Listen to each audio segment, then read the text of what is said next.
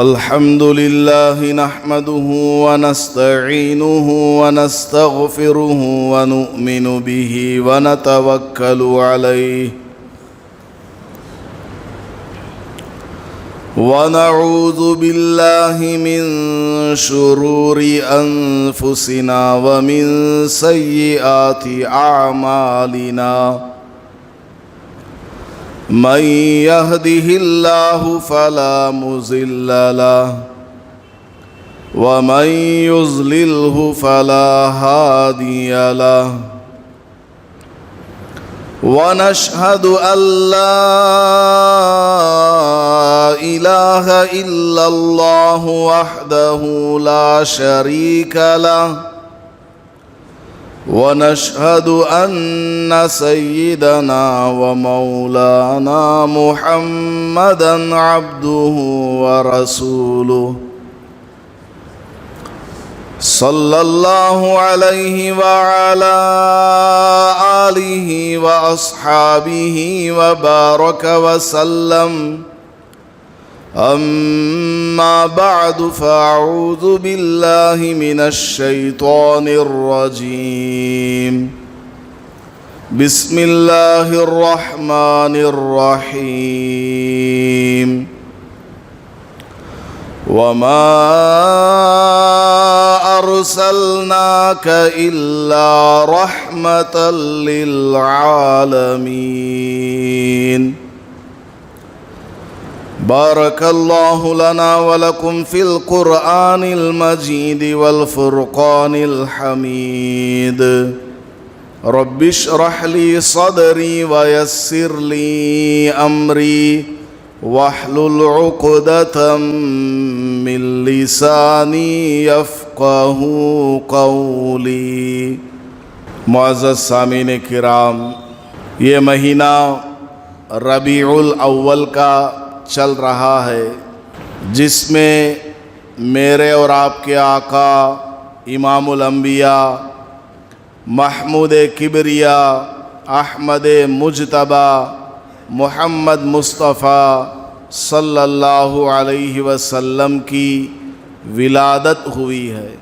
آپ صلی اللہ علیہ وسلم کو اللہ پاک نے تمام جہانوں کے لیے رحمت بنا کر کے بھیجا ہے، زمین والوں کے لیے بھی رحمت، آسمان والوں کے لیے بھی رحمت، انسانوں کے لیے بھی رحمت، جنات کے لیے بھی رحمت، جانوروں چوپایوں کے لیے بھی رحمت، دنیا والوں اور آخرت والوں کے لیے بھی اللہ تعالیٰ نے نبی پاک صلی اللہ علیہ وسلم کو رحمت بنا کر کے بھیجا ہے۔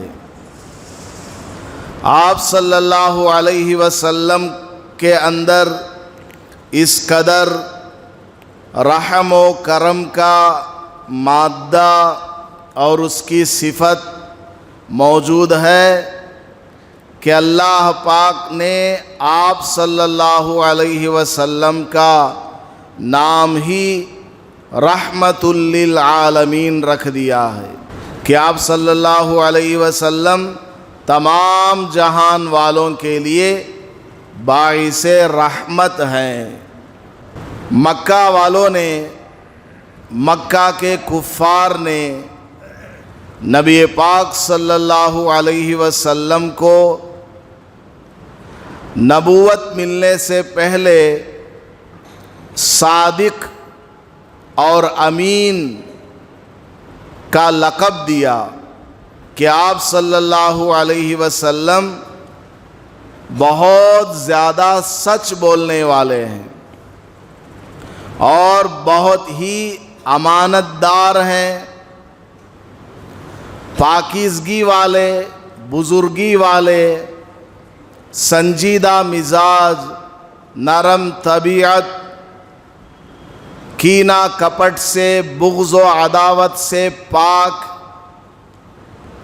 سارے کفار مکہ آپ صلی اللہ علیہ وسلم کو نبوت سے پہلے ایک معزز شخصیت کی طرح دیکھا کرتے تھے، لیکن 40 سال کی عمر میں جب آپ صلی اللہ علیہ وسلم پر قرآن کا نزول شروع ہوا، آپ پر وحی کا سلسلہ جاری ہوا، فرشتہ آپ کے پاس اللہ کا حکم لاتا گیا اور آپ لوگوں کی رہبری فرمانے لگے اور کہنے لگے کہ اے لوگوں، تم جن پتھروں کی عبادت کرتے ہو وہ سب محض پتھر ہیں، باطل ہیں، معبود برحق صرف ایک اللہ کی ذات ہے، اسی ایک اللہ کو اپنا خدا، اپنا رب، اپنا پروردگار مان لو اور اسی کے حکم کے مطابق زندگی گزارو، اسی میں تمہارے لیے دنیا اور آخرت کی بھلائی ہے۔ جیسے ہی آپ نے اپنی نبوت کا اعلان شروع فرمایا، کفار مکہ کو اور اپنے رشتہ داروں کو توحید کی طرف بلایا، قرآن کی طرف دعوت دی۔ چند دن پہلے جو کافر آپ صلی اللہ علیہ وسلم کی تعریف کیا کرتے تھے وہی مکر گئے، وہی آپ صلی اللہ علیہ وسلم کو جادوگر کہنے لگے، آپ صلی اللہ علیہ وسلم کو مجنون اور پاگل کہنے لگے، آپ صلی اللہ علیہ وسلم کی باتوں کو بہکی بہکی اور خواب کی باتیں کہہ کر کے لوگوں نے آپ کا مذاق اڑانا شروع کر دیا۔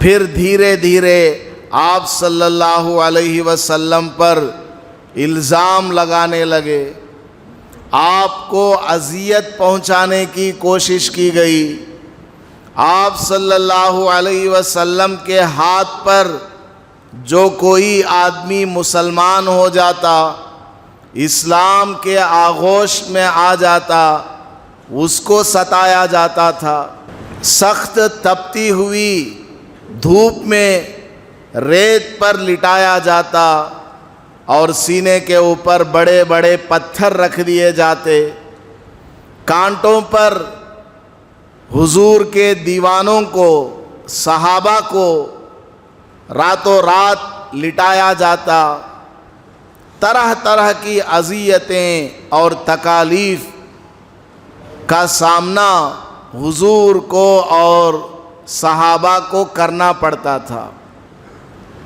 حتیٰ کہ یہ سلسلہ جاری رہا اور آپ صلی اللہ علیہ وسلم کو مکہ مکرمہ سے باہر شعب ابی طالب میں ایک جگہ ہے، وہاں پر آپ کو محصور ہونا پڑا، یعنی اپنی جان بچانے کی خاطر وہاں پر رکنا پڑا۔ اپنے ہی وطن سے اپنے ہی لوگوں نے باہر کر دیا، کھانا پینا بند کر دیا، کوئی ان سے معاملہ نہیں کر سکتا، خرید و فروخت کاروباری تعلقات نہیں رکھ سکتا، ادھر سے کوئی سامان وہاں نہیں پہنچا سکتا۔ ایک موقع پر آپ صلی اللہ علیہ وسلم کو باضابطہ قتل کرنے ہی کا ارادہ کر لیا۔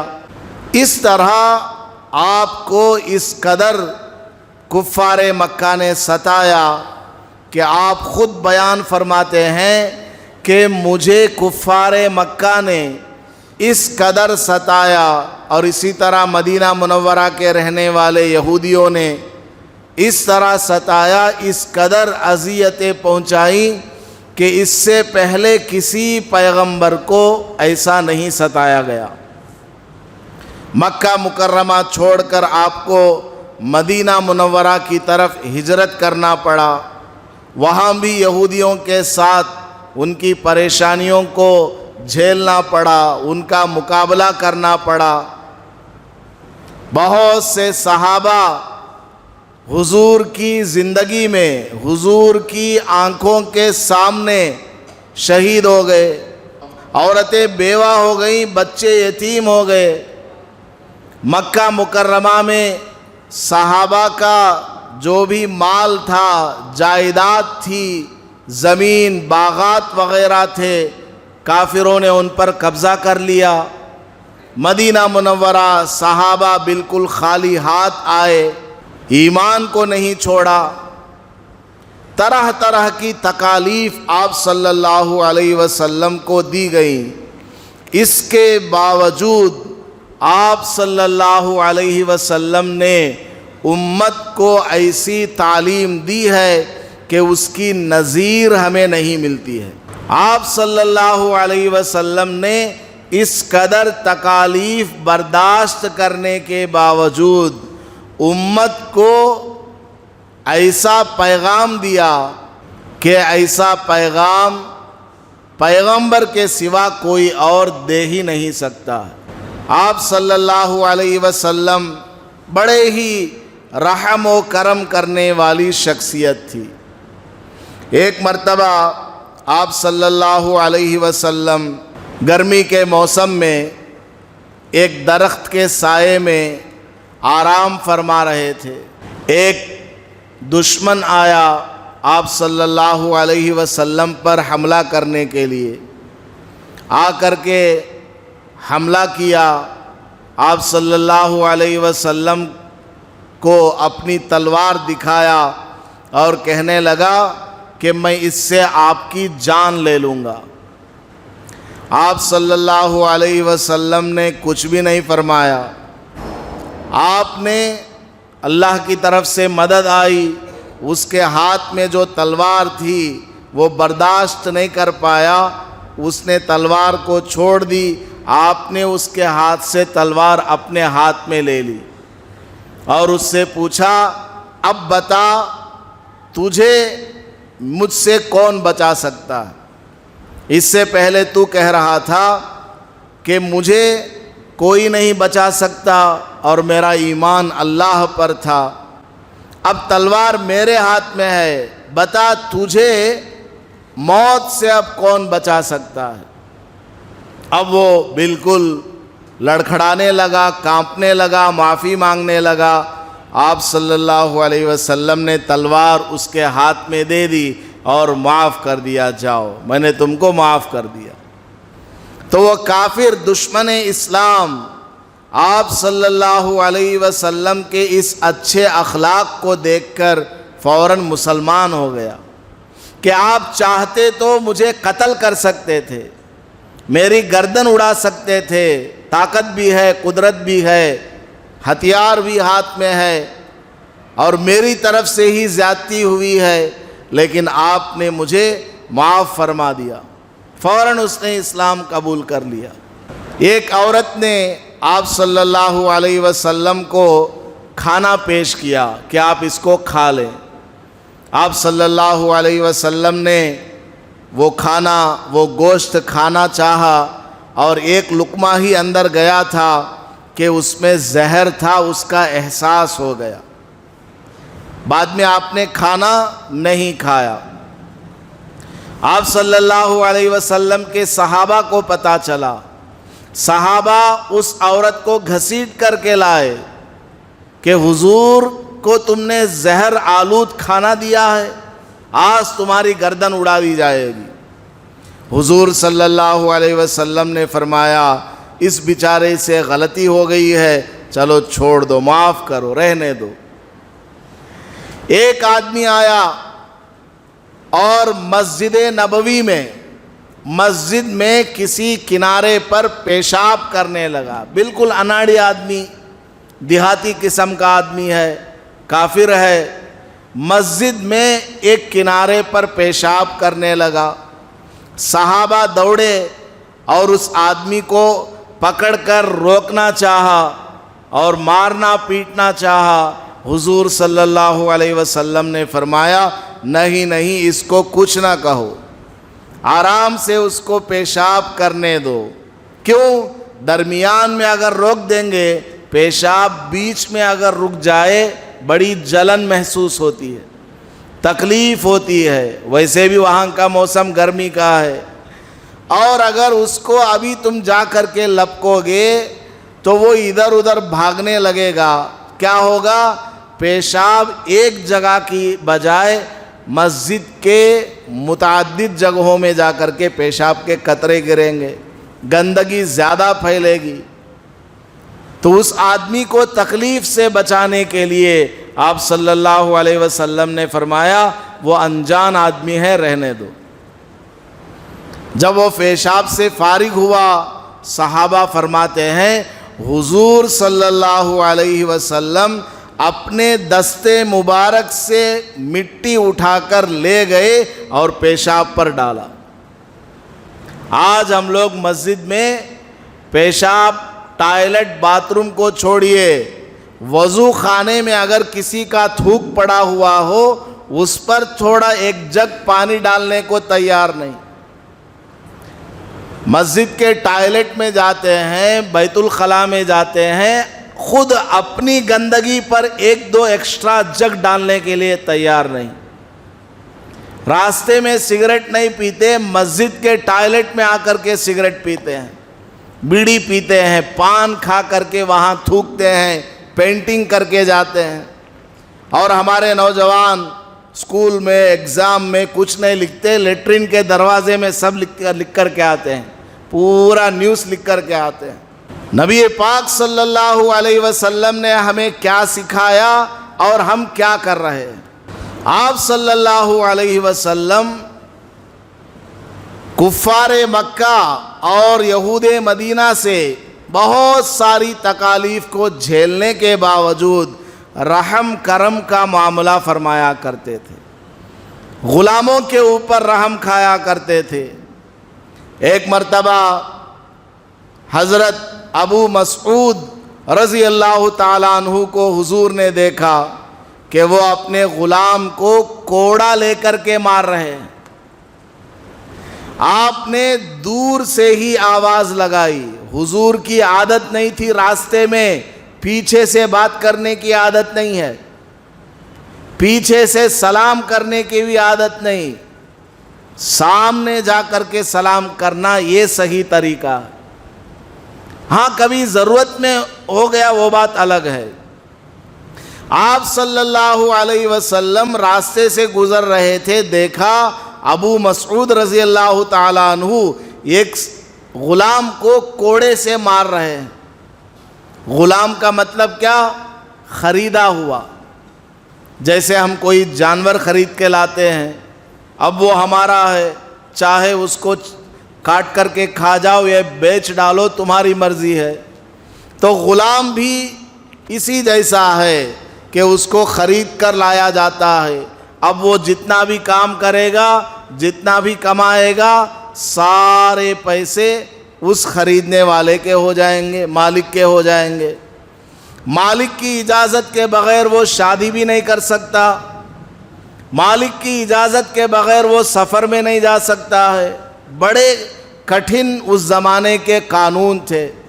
حضرت ابو مسعود رضی اللہ تعالیٰ عنہ غلام کو کوڑے سے مار رہے تھے. آپ صلی اللہ علیہ وسلم کی نظر رحمت پڑی، آپ نے دور سے ہی آواز لگائی یا ابا مسعود. لیکن وہ غصے میں تھے، مار رہے تھے. جب آدمی غصے میں ہوتا ہے انسان کی عقل سائیڈ میں چلی جاتی ہے، عقل کام نہیں کرتی. غصے میں آدمی جو بھی ڈیسیشن لیتا ہے وہ رانگ ہوتا ہے.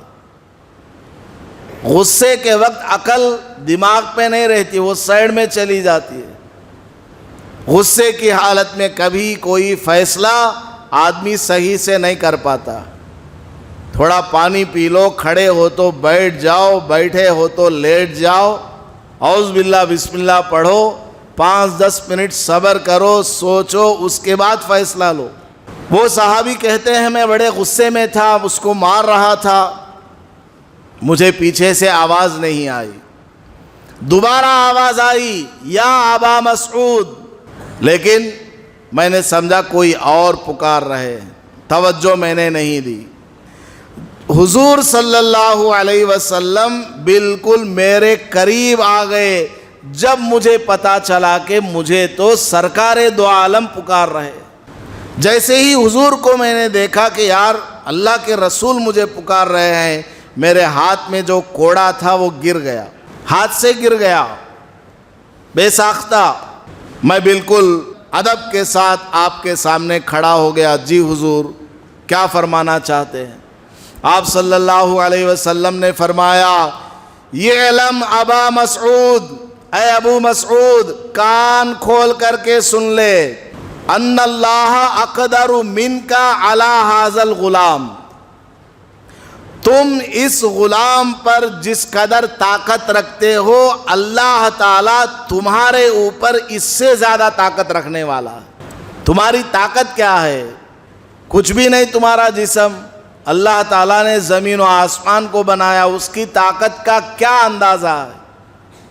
اس کی طاقت تم سے کہیں زیادہ ہے اور تم ایک غلام کو مار رہے ہو۔ تو وہ صحابی کہنے لگے یا رسول اللہ آج کے بعد کبھی میں اپنے غلام کو نہیں ماروں گا۔ ایک صحابی نے پوچھا اے اللہ کے رسول میں اپنے غلام کو کتنی مرتبہ معاف کروں؟ آپ صلی اللہ علیہ وسلم نے کوئی جواب نہیں دیا۔ دوبارہ صحابی نے سوال کیا اے اللہ کے رسول میں اپنے غلام کو کتنی مرتبہ معاف کیا کروں؟ آپ نے ارشاد فرمایا دن میں اگر 70 مرتبہ بھی تم کو معاف کرنا پڑ جائے تو معاف کرو۔ غلام ہے، نوکر ہے سمجھ کر اس پر ظلم نہ کرو، غلطی انسان سے ہو جاتی ہے، معاف کرو۔ حضرت انس رضی اللہ تعالیٰ عنہ بہت بڑے جلیل القدر صحابی، تمام صحابہ میں خوش نصیب خادم اگر کون ہے تو وہ حضرت انس رضی اللہ عنہ ہے۔ ان کی امی حضرت انس رضی اللہ تعالیٰ عنہ کو بچپن میں بچے سے تھے لا کر کے حضور کو گفٹ میں دے دیا کہ حضرت یہ میرا بچہ ہے، آپ کے لیے میری طرف سے ہدیہ ہے، آپ اس کو رکھ لیں، اس کا کام کیا ہے؟ آپ کا کام کرنا، بس اس کا اور کوئی کام نہیں، آپ کی خدمت کرنا، یہی کام ہے اس کا۔ حضرت انس رضی اللہ تعالیٰ عنہ فرماتے ہیں خدمت النبی صلی اللہ علیہ وسلم 10 سنین، میں نے حضور صلی اللہ علیہ وسلم کی 10 برس خدمت کی ہے، 10 سال خدمت، حضور کی خدمت کرنا، وضو کا پانی لا کر دینا، مسواک لا کر دینا، کپڑا لا کر دینا، بازار سے سامان لا کر دینا، حضور سفر میں جا رہے ہیں سامان تیار کر کے دینا، جو بھی حضور فرمائے وہ کام کرنا، 10 برس خدمت کی ہے۔ حضرت انس رضی اللہ تعالیٰ عنہ اپنا ایکسپیرینس بیان کرتے ہیں کہ میں نے حضور کی 10 سال خدمت کی ہے، ان 10 سالوں میں حضور صلی اللہ علیہ وسلم نے کبھی مجھ سے یہ نہیں فرمایا لما صنعت، اے انس تو نے ایسا کیوں کیا، کبھی نہیں پوچھا، اور یہ بھی نہیں فرمایا کہ تم نے ایسا کیوں نہیں کیا۔ حضور نے کوئی آرڈر دیا، اگر اس کو نہیں کیا تو یہ نہیں پوچھا کہ تم نے کیوں نہیں کیا، اور اگر جو کام کرنے کے لیے نہیں کہا تھا وہ کر لیا تو حضور نے یہ نہیں فرمایا کہ تم نے کیوں کیا۔ اس قدر مشفق تھے کہ 10 سال میں ایک مرتبہ بھی مجھے ڈانٹا نہیں ہے۔ اس قدر رحم و کرم کرنے والے آپ صلی اللہ علیہ وسلم، بہت زیادہ شفقت کرنے والے، عورتوں کے تعلق سے بھی آپ صلی اللہ علیہ وسلم کی تعلیم دیکھیے. آپ صلی اللہ علیہ وسلم نے فرمایا لا تضربوا اماء اللہ، اللہ کی بندیوں کو نہ مارا کرو، اللہ کی بندیوں کو مت مارا کرو. وہ تمہاری بیوی بن کر کے آئی ہے، نوکرانی بن کر کے نہیں آئی ہے، اس کو نوکر نہ سمجھو، لائف پارٹنر ہے. تمہارا آدھا جسم اس کا آدھا جسم ہے، بالکل 50-50 کا حق ہے ایک دوسرے کا. ملک عرب میں عورتوں کے اوپر بہت زیادہ ظلم ہوتا تھا. عورت اگر ناپاک ہو جائے اس کے ہاتھ کا پکا ہوا کھانا نہیں کھاتے تھے، اس کو گھر سے باہر نکالا کرتے تھے، دور جا کر کے اس کو رہنا پڑتا تھا. آپ صلی اللہ علیہ وسلم نے آ کر ان تمام رسومات کو ختم فرمایا. تم آدھے اور وہ آدھی ہے، لائف پارٹنر ہے، اس کا بھی تمہارے اوپر حق ہے. عورتوں کو اللہ کی بندیوں کو نہ مارا کرو. حضرت مولانا اشرف علی تھانوی رحمۃ اللہ علیہ نے ایک واقعہ لکھا ہے، سچا واقعہ، اللہ والے ہیں. ایک آدمی تھا، محنت مزدوری کیا کرتا تھا، شام کے وقت گھر آیا اور بیوی سے کہا کھانا نکال دو. بیوی نے کھانا نکال دیا. اب سالن میں نمک زیادہ ہو گیا تھا. اب وہ کھانے لگا، سالن میں نمک زیادہ ہے. اب اس کو آیا غصہ، دن بھر کھیت کھلیان میں محنت مزدوری کر کے آیا ہوں اور یہاں نمک بھرا ہوا سالن ہے، کیسے کھاؤں گا، کڑوا سالن ہے. کھانے کے لیے آگے بڑھتا ہے، غصہ آتا ہے کیسے کھاؤں. اب بیوی کو کچھ بولنا چاہ رہا تھا، دل میں اس نے سوچا کہ بیچاری اپنے ماں باپ کو چھوڑ کر میرے گھر آئی ہے، اپنے محلے کو چھوڑ کر میرے گھر آئی، اپنی سہیلیوں کو چھوڑ کر میرے گھر آئی ہے، اپنا شہر چھوڑ کر کے میرے گھر آئی ہے. میں ہی اس کے لیے باپ ہوں، میں ہی اس کے لیے ماں ہوں، میں ہی اس کے لیے دوست ہوں، سب کچھ ہوں، اور میں ہی اس کو ستاؤں، ماروں، پیٹوں تو بیچاری کس کو اپنا دکھ سنائے گی. یہ سوچ کر کے اس نے کیا کیا، دل میں اللہ سے کہنے لگا اے اللہ، سالن میں نمک زیادہ ہو گیا، میں بڑا بھوکا ہوں، میں چاہوں تو میں اپنا حق ہے، مجھے حق ہے کہ میں اس کو ڈانٹوں ڈپٹوں یا ایک دو مار لگاؤں، لیکن میں اپنا حق معاف کرتا ہوں، کل قیامت میں تو بھی اپنا حق مجھ سے معاف کر دینا. دل ہی دل میں اس نے اللہ سے اگریمنٹ کر لیا. حضرت مولانا اشرف علی تھانوی رحمۃ اللہ علیہ فرماتے ہیں کہ جب اس آدمی کا انتقال ہوا تو کسی اللہ والے نے خواب میں دیکھا کہ اللہ پاک نے ویسا ہی اس کے لیے فیصلہ کر دیا جیسا اس نے اللہ سے دعا مانگی تھی. تو رحم کرنے پر، اللہ کے بندوں پر رحم کرنے پر اللہ کی طرف سے اتنی رحمت آتی ہے. ایک مرتبہ حضور صلی اللہ علیہ وسلم کے فرزند حضرت ابراہیم، ان کا انتقال کا وقت قریب آیا، بالکل حلق سوکھ رہا تھا، جان نکلنے والی تھی. آپ صلی اللہ علیہ وسلم کی آنکھوں سے آنسو جاری تھے. حضور کا بیٹا ابھی وفات پانے جا رہا ہے، آنکھوں سے آنسو جاری ہے. ایک صحابی نے پوچھا یا رسول اللہ، کیا آپ بھی روتے ہیں؟ کسی کے مرنے پر آپ کو بھی رونا آتا ہے؟ یعنی آپ کو بھی صبر نہیں ہے کیا؟ جس طرح اور لوگ بے صبری سے روتے ہیں آپ بھی رو رہے ہیں. آپ صلی اللہ علیہ وسلم نے فرمایا ارے بھائی، یہ بے صبری کا رونا نہیں ہے بلکہ یہ رحمت کا رونا ہے. وہ میرا بیٹا ہے، میں اس کا باپ ہوں.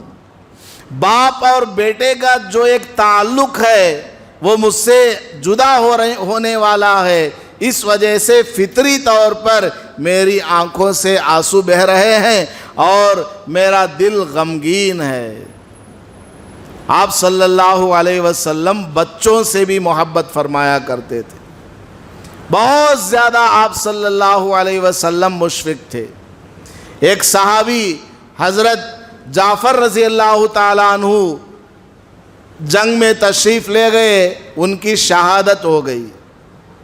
آپ کو اطلاع ملی، آپ صلی اللہ علیہ وسلم اس صحابی کے گھر تشریف لے گئے۔ گھر جا کر کے آواز لگائی کہ جعفر کے بچے گھر میں ہیں، ان کو میرے پاس بھیجو۔ تو ان کی بیوی نے اپنے دونوں بچوں کو حضور کے سامنے کھڑا کر دیا۔ آپ صلی اللہ علیہ وسلم نے ان دونوں یتیم بچوں کے سر پر ہاتھ رکھا اور اپنے سینے سے لگایا اور آنکھوں سے آنسو جاری ہے۔ وہ بیوی جو اندر کھڑی تھی پوچھنے لگی، یا رسول اللہ کیا ماجرا ہے؟ کیوں آپ میرے بچوں کے سر پر ہاتھ رکھ رہے ہیں، سینے سے لگا رہے ہیں اور رو رہے ہیں؟ آپ صلی اللہ علیہ وسلم نے فرمایا، ان بچوں کا باپ جعفر کا آج جنگ میں انتقال ہو گیا، شہید ہو گئے ہیں، وہ شہید ہو گئے ہیں، اس لیے میں ان یتیم بچوں کے سر پر ہاتھ رکھ رہا ہوں، سینے سے لگا رہا ہوں۔ آپ صلی اللہ علیہ وسلم نے فرمایا، میں اور یتیم بچوں کی پرورش کرنے والا جنت میں دونوں اس طرح رہیں گے۔ ان دونوں انگلیوں کے درمیان زیادہ ڈسٹینس نہیں ہے۔ جنت میں میرا گھر اور اس آدمی کا گھر جو یتیم بچوں کی دیکھ بھال کرے گا، وہ اس قدر قریب قریب ہوں گے۔ پھر آپ صلی اللہ علیہ وسلم اپنے گھر تشریف لے گئے۔ گھر جا کر کے گھر والوں سے کہا، کھانا تیار کرو، جعفر کے گھر والوں کے یہاں آج غم کا سایہ ہے، جعفر کے گھر والے غمگین ہیں، کھانا تیار کرو، آج ان کا کھانا ہمارے گھر سے جائے گا۔ یہ تعلیم دی گئی ہے کہ جس کے گھر میں وفات ہو جائے پڑوسی ان کو کھانا پہنچائے۔ ہم کیا کرتے ہیں، کسی کے یہاں انتقال ہوتا ہے، ادھر ادھر سے جا کر سب اس کا گھر خالی کر کے آتے ہیں۔ وہ رو رہے ہیں، باپ مرا ہوا ہے، ماں کا انتقال ہو گیا ہے، عورتیں گھر میں گھستی ہیں، ادھر کا ادھر کا سامان کپڑے میں چھپا کر چوری کر کے لاتی ہیں۔ ایسے واقعات بھی سامنے آتے ہیں، کہیں سے زیور اٹھا لیا، کہیں سے پیسہ اٹھا لیا، کہیں سے کچھ اور کر دیا۔ یہ سب معاملہ چل رہا ہے۔ آج کل تو ٹیکنالوجی کا زمانہ ہے نا، موبائل والا، تو اس کا فنگر پرنٹ لے کر کے موبائل میں اس سے جو فون پے ہے، گوگل پے ہے، پیسے کٹ کر رہے ہیں۔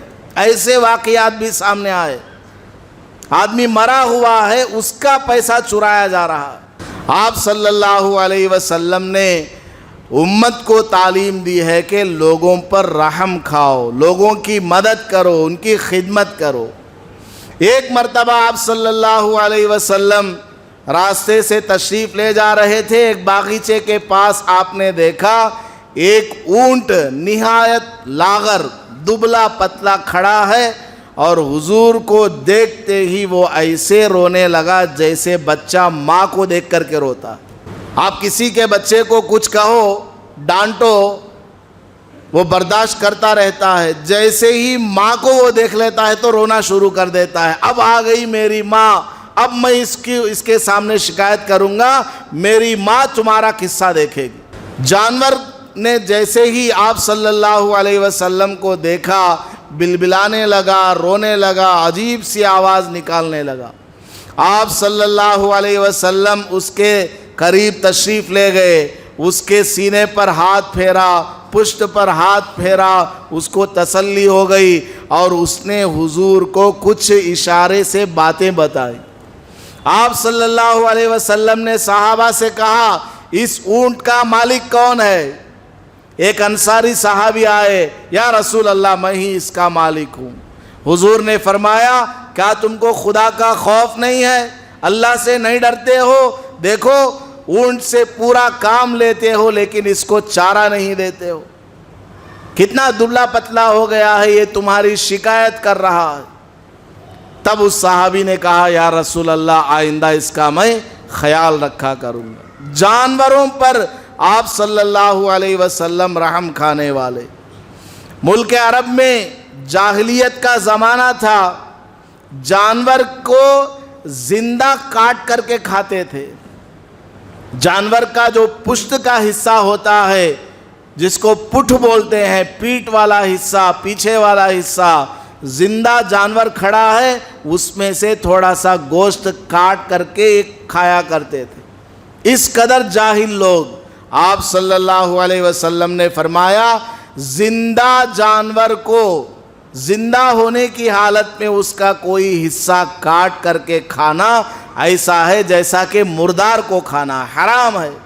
آپ صلی اللہ علیہ وسلم نے دیکھا کہ ملک عرب میں لوگ جانوروں کا شکار کرتے تھے صرف مارنے کے لیے، تفریح کے لیے، ویسے ہی تیر اندازی سیکھنے کے لیے، کہیں پرندے کو مار دیا، کہیں کسی جانور کو مار دیا۔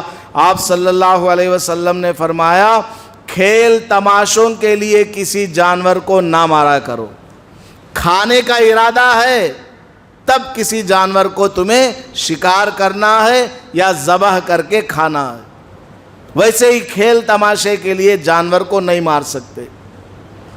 آپ صلی اللہ علیہ وسلم ہر ایک کے لیے رحم کا معاملہ فرمایا کرتے تھے۔ آخری ایک چھوٹا سا واقعہ سناتا ہوں۔ ایک مرتبہ آپ صلی اللہ علیہ وسلم بیت اللہ میں تشریف لے گئے، مسجد حرام میں تشریف لے گئے اور خانہ کعبہ میں جانا چاہتے تھے، کعبۃ اللہ کے اندر داخل ہونا چاہتے تھے۔ اس کی چابی حضرت عثمان بن طلحہ کے پاس تھی، ابھی وہ مسلمان نہیں تھے۔ وہ کہنے لگے میں دروازہ آپ کے لیے نہیں کھولوں گا، واپس جاؤ۔ آپ صلی اللہ علیہ وسلم نے فرمایا عثمان اس دن کیا ہوگا جس دن کعبۃ اللہ کی چابی میرے ہاتھوں میں ہوگی۔ عثمان بن طلحہ کو یہ بات بڑی عجیب سی لگی کہ کہاں یہ مسلمان، کہاں محمد صلی اللہ علیہ وسلم، کہاں کعبۃ اللہ کی چابی؟ ان کے پاس تو ایک گھوڑا بھی نہیں ہے، ایک اونٹ بھی نہیں ہے، رہنے کے لیے کوئی مکان بھی نہیں ہے۔ یہ لوگ تو مکہ مکرمہ میں بالکل پریشانی کے عالم میں زندگی گزارنے والے، اور کتنا بڑا دعویٰ کر رہے ہیں کہ کعبۃ اللہ کی چابی ان کے ہاتھ میں ہوگی۔ خیر زمانہ گزرا، چند سال کے بعد مکہ مکرمہ فتح ہوا، حضور صلی اللہ علیہ وسلم مکہ مکرمہ میں داخل ہوئے اور حضور کے ہاتھ میں کعبۃ اللہ کی چابی آ گئی۔ اب صحابہ دیکھ رہے ہیں، بڑے بڑے صحابہ موجود ہیں جنہوں نے اپنی زندگی لگا دی حضور صلی اللہ علیہ وسلم کی خدمت میں، جہاں جانے کا حکم دیا وہاں چلے گئے، جتنا لانے کا حکم دیا اتنا لا کر کے پہنچایا، مال خرچ کیا، جان مال کی قربانیاں دی۔ آپ صلی اللہ علیہ وسلم کو صحابہ دیکھ رہے ہیں کہ کعبۃ اللہ کی چابی مجھے مل جائے، مجھے مل جائے، مجھے مل جائے۔ حضور نے آواز لگائی عثمان بن طلحہ کہاں ہے، بلاؤ۔ ان کو لایا گیا، ابھی کافر ہیں، مسلمان نہیں ہوئے۔ وہ آئے، حضور نے فرمایا اے عثمان یاد کرو وہ دن جب کہ میں نے کہا تھا کہ کعبۃ اللہ کی چابی ایک دن میرے ہاتھ میں آئے گی اور میں جسے چاہوں گا دوں گا۔ عثمان بن طلحہ کہنے لگے حضرت آپ نے جو فرمایا بالکل سچ ہو کر کے ثابت ہو گیا۔ حضور صلی اللہ علیہ وسلم نے فرمایا اے عثمان آج سے یہ چابی تمہارے ہاتھ میں رہے گی۔ یہ چابی کس کے پاس رہے گی؟ تمہارے ہاتھ میں رہے گی، اور جو آدمی اس چابی کو تم سے چھیننا چاہے گا یقیناً وہ بڑا ظالم ہوگا۔ بد دعا دی اس کے لیے۔ عثمان بن طلحہ نے دیکھا کہ میں تو کافر ہوں، میں نے حضور کو کعبۃ اللہ کے اندر جانے سے روکا تھا، آپ واپس چلے گئے، خانہ کعبہ کے اندر نہیں جا پائے، کس قدر میں نے حضور کو ستایا ہے۔ لیکن آج حضور کے ہاتھ میں طاقت ہے، بادشاہت ہے، سب کچھ ہے، اس کے باوجود چابی دوبارہ میرے ہی ہاتھ میں پکڑا رہے ہیں۔ تو عثمان بن طلحہ حضور کے قدموں میں پڑ گئے، حضور سے کہنے لگے کہ حضرت میں آج ہی ابھی آپ کے ہاتھوں پر مسلمان ہو جاتا ہوں۔ مسلمان ہو گیا وہ، عثمان بن طلحہ رضی اللہ تعالیٰ عنہ بن گئے۔ آج بھی انہی کے خاندان میں کعبۃ اللہ کی چابی چلتی ہے، انہی کے خاندان کے پاس وہ چابی ہے۔ تو خلاصہ کلام یہ ہے، اللہ پاک نے نبی پاک صلی اللہ علیہ وسلم کو رحمت للعالمین بنا کر کے بھیجا ہے، تمام جہان والوں کے لیے رحمت ہے۔ تو ہم حضور کا نام لینے والے، حضور کو اپنا سچا پیغمبر ماننے والے ہیں، ہمارے دل کے اندر بھی رحم و کرم کا مادہ ہونا چاہیے۔ چھوٹوں پر شفقت کا معاملہ کریں، نوکر چاکر پر رحم کا معاملہ کریں، ایک دوسرے کی تکلیف کو محسوس کیا کریں۔ خود ہی کھا رہے ہیں، پی رہے ہیں، پڑوسی مر رہا ہے، جی رہا ہے، بیمار ہے، تندرست ہے، کچھ بھی نہیں، سب کا خیال رکھیں، سب کا تعاون کریں، سب کی مدد کریں، سب کا حق ادا کریں، تب جا کر ہم کہیں ایک ادنا سا حضور صلی اللہ علیہ وسلم کا امتی کہلانے کے لائق بنیں گے، ورنہ پھر صرف زبانی ہمارے دعوے ہیں، حقیقت میں ہم کوئی حضور کے سچے عاشق نہیں، حضور کی پیروی کرنے والے نہیں ہیں۔ اللہ پاک ہمیں نبی پاک صلی اللہ علیہ وسلم کی سنتوں کو اپنی زندگی میں اپنانے کی توفیق عطا فرمائے، آمین۔ وآخر دعوانا ان الحمدللہ رب العالمین۔ ویڈیو کے نیچے سبسکرائب کے بٹن پہ کلک کریں، بیل کے آئیکن پہ کلک کیجئے تاکہ ہر نئی ویڈیو کی نوٹیفیکیشن آپ کو مل جائے۔